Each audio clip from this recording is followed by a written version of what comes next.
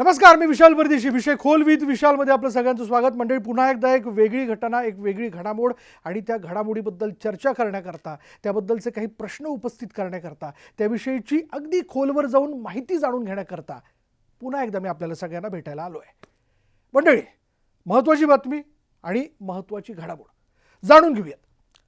स्वामी चैतन्यनंद सरस्वती हे नाव गाजतंय. हो, चांगलंच गाजतंय. विषय खोल आहे. नावात स्वामी आणि सरस्वती असलेल्या या दिल्लीतील बाबाचा भयंकर कांड समोर आलाय. अनेक मुलींचं लैंगिक शोषण करण्याचा आरोप असलेल्या या बाबानं नेमकं काय केलं, त्याचा हा कांड कसा काय समोर आला, तेच या व्हिडिओतनं आपण जाणून घेणार आहोत. एक दोन नव्हे, मंडळी नीट ऐका, एक दोन नव्हे तर डझनभर विद्यार्थिनींसोबत त्याने नको ते कृत्य केल्याचा आरोप एका स्वयंघोषित बाबावरती करण्यात आलेला आहे. ही घटना दिल्लीतली जरी असली तरी त्याची चर्चा संपूर्ण देशभर सुरू आहे. स्वामी चैतन्यनंद सरस्वती हे स्वयंघोषित आध्यात्मिक गुरु म्हणून प्रसिद्ध आहेत. पण गुरुनेच विद्यार्थिनींसोबत लाजिरवाणं कृत्य केलं. आश्रम वेब सिरीजमध्ये तुम्ही जसं बॉबी देओलचं कॅरेक्टर पाहिलं असेल, तशी खरीखुरी घटना समोर आली तर हा जो प्रश्न आहे, तो प्रश्न विचारण्यामागचं कारणच तसं आहे. कारण दिल्लीमध्ये तसं कांड घडलेलं आहे. नेमकं काय घडलं हा प्रश्न तुमच्या मनात असेल. चला समजून घेऊयात. मित्रांनो, एक स्वयंघोषित आध्यात्मिक गुरु विद्यार्थिनींना baby I love you, baby तू खूप छान दिसतेस असे मेसेजेस करत होता. या मेसेजेसच्या बातमीनेच लिंगपिसाट स्वामींचा काळा चेहरा जो आहे तो समोर आला. एका आरोपानंतर हे सगळं घडलेलं आहे. तो आरोप झाला, चैतन्यानंद स्वामी काही विद्यार्थिनींना नवी कारच्या पूजेच्या समारंभासाठी ऋषिकेशला घेऊन गेले आणि तिथून जेव्हा हे सगळे परत येत होते तेव्हा त्याने या प्रवासात विद्यार्थिनीसोबत अश्लील टिप्पणी केल्याचा आरोप आहे.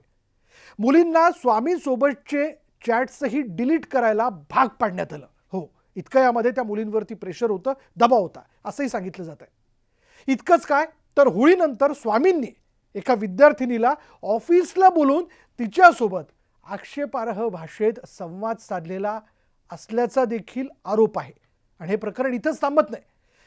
मंडळी, या स्वामींनी जून 2025 मध्ये 35 मुलींना व्यावसायिक सहलीवर ऋषिकेशला नेलं होतं. तिथं ते रात्रीच्या वेळी विद्यार्थिनींना कॉल करायचे.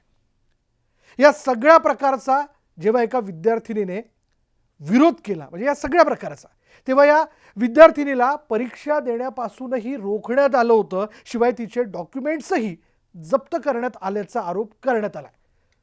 पण मग हा सगळा भयंकर कांड हा बाबा करत होता. मग ते सगळं कसं काय कळलं, त्याच्या पाठीमागे मग एक स्टोरी आहे. विषय खोल आहे मंडळी.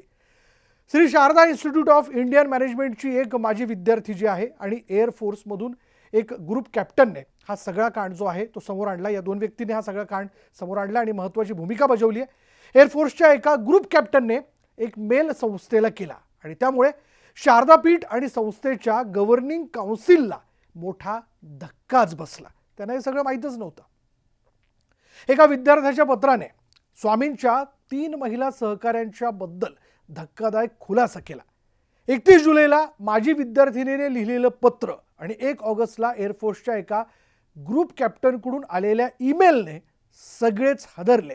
पायाखालची जमीनच सरकली आणि त्यातून हवाई दलाच्या कुटुंबातील अनेक विद्यार्थ्यांच्या, म्हणजे विद्यार्थिनी ज्या होत्या त्यांच्या लैंगिक छळाच्या तक्रारी मिळाल्याचं धक्कादायक वास्तव उघडकीस आलं.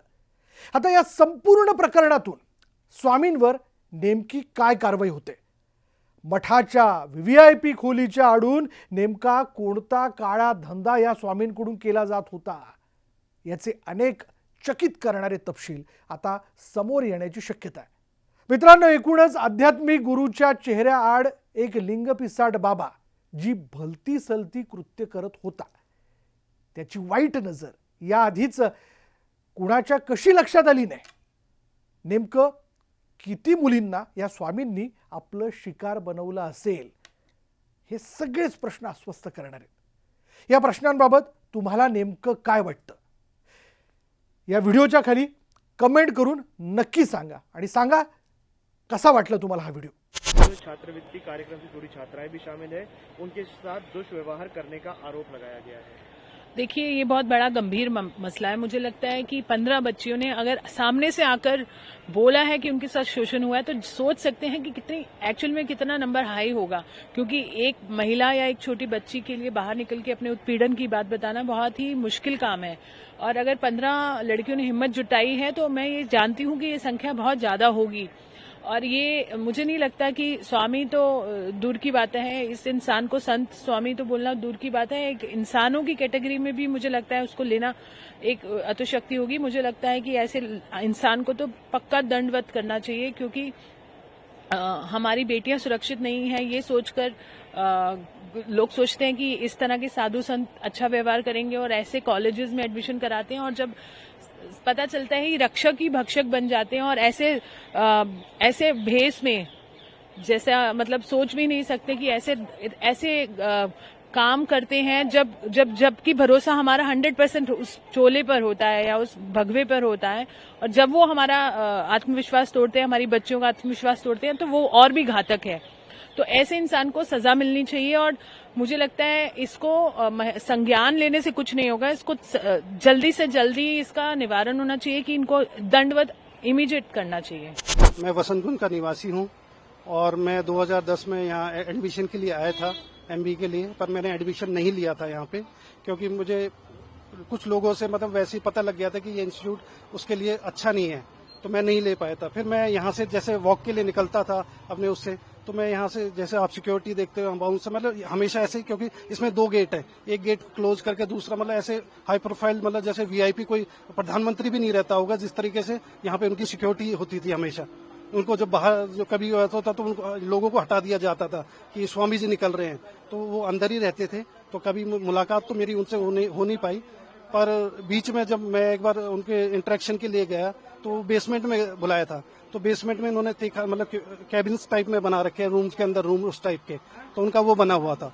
तो उनके बारे में फिर वो ये है कि लोगों को तो पता था कि वो लोग तो किस तरह का अंदर का क्या आपने जो देखा और कैसे बना रखा है वो बताइए। जी, आप अंदर जाओगे, आपको अगर जाने का मौका मिलता है तो आप खुद समझ जाओगे कि एक जैसे वीआईपी मूवमेंट अंदर गेट के अंदर गेट, मतलब एक बहुत टाइट सिक्योरिटी टाइप में रहता है। रूम्स जो बता रहे थे, हाँ जी, बेसमेंट में होता था पहले रूम्स, अब ये बीच में रेनोवेशन पे भी गया, फिर ये रेंट पे भी आधी बिल्डिंग है, इसमें मठ भी है, तो 3-4 मतलब चीजें चलती थी इकट्ठी, तो इसमें सारा ऐसे चलता था। तो बाबा के बारे में लोगों को यहाँ पे पता था, पर लोग बोलते नहीं थे खुल के।